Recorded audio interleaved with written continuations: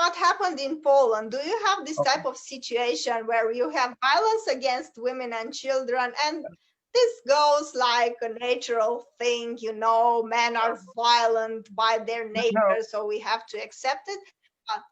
So no, explain. definitely my view is that there is no general permission for any kind of for domestic violence, or for rape, for that matter, or for violence against women or children. Maybe for children more, but I know it's not funny. I'm sorry, I'm laughing, but this is like how I perceive the cultural reality to be. I mean, if there is any like cultural general permission for violence, then it's rather against children than against adult women. And that doesn't mean, of course, that women are safe or children are safe, or that there is no domestic violence. Of course, there's a lot of domestic violence. And there's, of course, as you said it yourself, there's a lot of violence, verbal, physical, symbolic, political, against the LGBT community, because they have been the boogeyman for a long period of time. It's now that they are the main boogeyman, okay? And the events that we observed yesterday in Warsaw are a confirmation of that, obviously. And I think they are also a confirmation that, in fact, and we gotta face it, we live in an authoritarian state. That's my conclusion.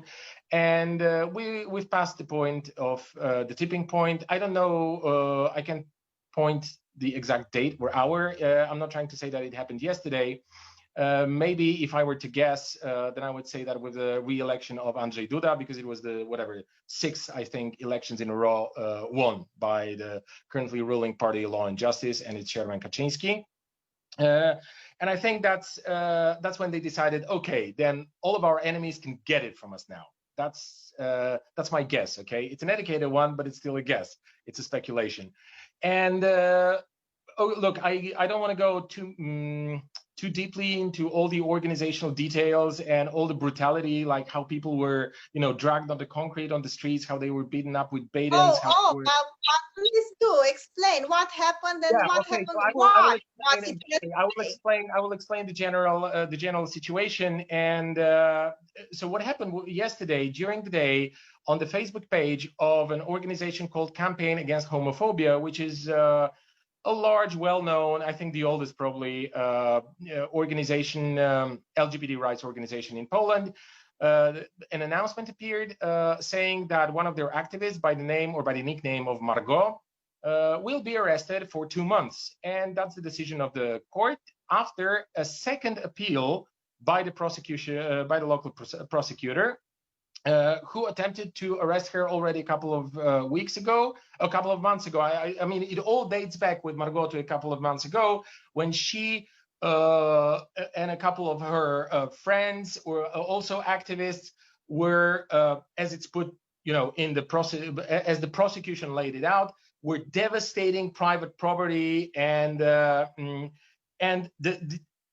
this devastation was really an attempt to stop a truck on the streets of Warsaw running freely with all kinds of banners on it with homophobic slur comparing homosexuality with pedophilia. And from the loudspeakers, you could also hear all kinds of slur and lies and insults and all the rest of it. And when the truck was stopped, then the particular woman, Margot, she kind of harmed its decorum, so to say. Okay, like I don't know, she cut the banners, and I think she took down the license plates, and that of course is being used as the main leverage for the prosecution, because technically speaking, the taking down of license plates of a car is like stealing a road sign, so you can really be punished for that.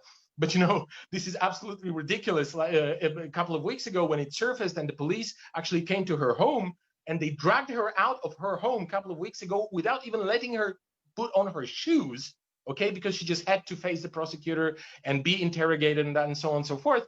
And then they let her go, and it's it's absolutely insane. And let me just point out here for the viewers. So she was basically trying to stop a truck that was spreading homophobic messages.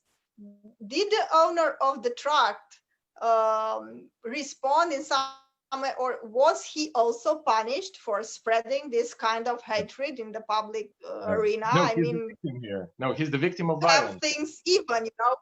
He's the victim of violence. So I go out with a truck saying all kind of slurs to the LGBT community, and I'm a hero, I'm okay. Yeah.